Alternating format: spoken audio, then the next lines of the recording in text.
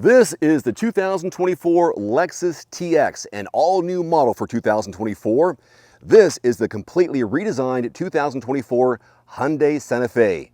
Both are three-row midsize SUVs. Both offer seating for 6 to 7 passengers, and both offer a hybrid powertrain.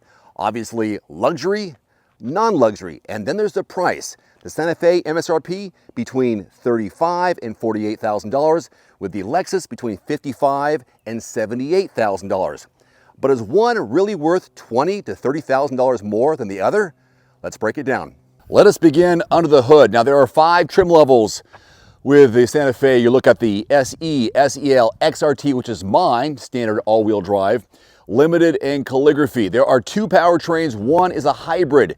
This one here, which I have, is a 2.5-liter turbocharged 4-cylinder with GDI and MPI, 277 horses, 311 pound-feet of torque, 8-speed, wet dual-clutch transmission with paddle shifters on the inside. Fuel economy, 19 city, 26 highway for mixed driving number of 22. The other option is a 1.6-liter turbo with electric motors. That's the hybrid. 231 horses, 271 pound-feet of torque, made it to a 6-speed automatic transmission. And depending on which trim level you go with of the 5, you can get front-wheel drive or all-wheel drive. The fuel economy does suffer just a little bit with the all-wheel drive. Now, the Lexus TX offers 3 distinct powertrains. At the heart of the lineup is the TX 350, equipped with a 275 horsepower, 2.4-liter turbocharged 4-cylinder, borrowed from the Lexus NX 350 and RX 350 models. If you want enhanced performance and all-weather capability, the TX 500h F-Sport Performance provides the better driving experience. It utilizes the same direct 4 setup as the RX and Lexus RZ. This all-wheel drive variant boasts a robust output of 366, 406 pound-feet of torque, incorporating a 2.4-liter turbocharged 4-cylinder paired with front electric motors, seamlessly distributing power for optimal traction. The 6-speed automatic transmission ensures smooth power delivery, while the rear wheel E-axle operates independently, further enhancing stability and control. If you were to take a step further, the TX 550h Plus luxury plug-in hybrid electric vehicle, this one is a first for the automaker. This model features a 3.5-liter V6 paired with direct 4 all-wheel drive and CVT. Its combined output 406, and the TX 550h Plus offers impressive performance and efficiency. Also, its plug-in hybrid system provides electric driving range of 33 miles. Now, initially, I wasn't a big fan of the boxy new style with the Santa Fe because, again, it looks nothing like a Santa Fe or a Hyundai for that matter, but it is starting to grow on me. Now, here's something that I find a very good feature, especially for families, because that's what this is. They've re-incorporated that 3rd row is the cargo volume. Now, I can hold the side of the key fob. That'll open it up. There's also a button on the inside, a handle right here too. Wider opening this year, allowing you to get more space, more room in here because of the boxier design, but also it's wider so you can get in there easier. So behind the 3rd row, just have the bike back here. Actually, behind the 2nd row, 40.5 cubic feet of cargo volume, enough for my boy's bike. Behind the 3rd row, about 14.5 cubic feet of cargo volume. Not a ton, but you're getting a 3rd row, which will be just for kids. And you fold all 3 down, you increase it to nearly 80 cubic feet of cargo volume. If you can't reach the 2nd row from your position back here, they do have a couple of buttons here to fold down these seats automatically. And again, they do fold flat, which is a nice benefit. So in case you have long items, you can use that storage and really utilize the space.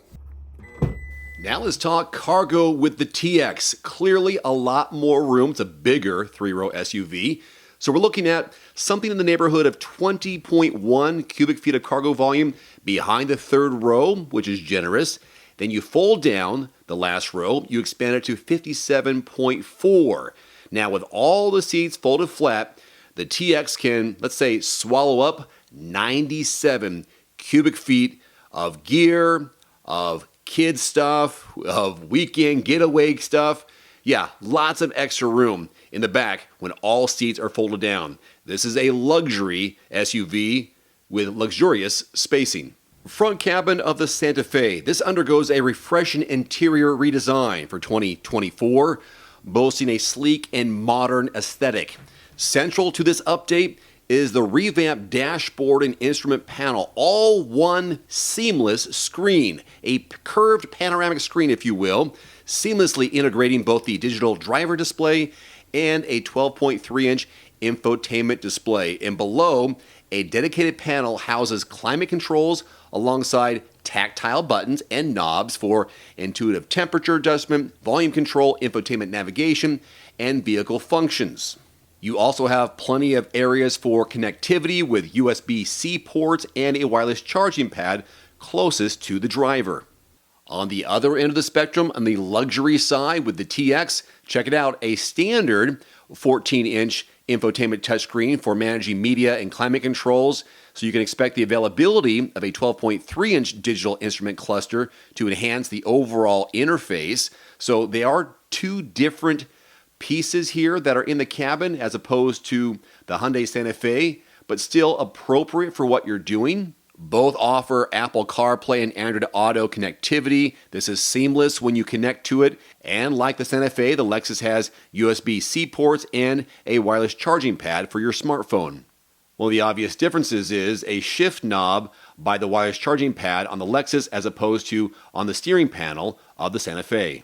Here's a quick look at the middle and third row of the Santa Fe. This has a complete bench seat, although you do have the armrest that folds down here. And there's one sunroof on this. It is above the driver and front passenger. There's no panoramic sunroof. Getting to the back seat is simple enough. Lift the lever and you can have access to the third row, which is a bit cramped because, of course, we're talking about a smaller SUV, but still sufficient. Then you transition into the TX.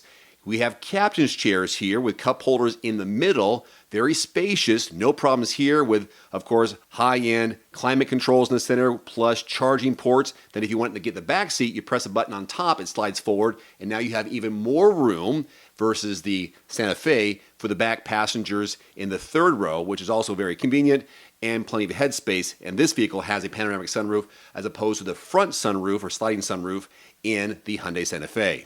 So would you pay $20,000 to $30,000 more for the Lexus over the Santa Fe? Let me know in the comment section below. Until next time, I'm Dave Erickson. Thanks for watching. See you next time.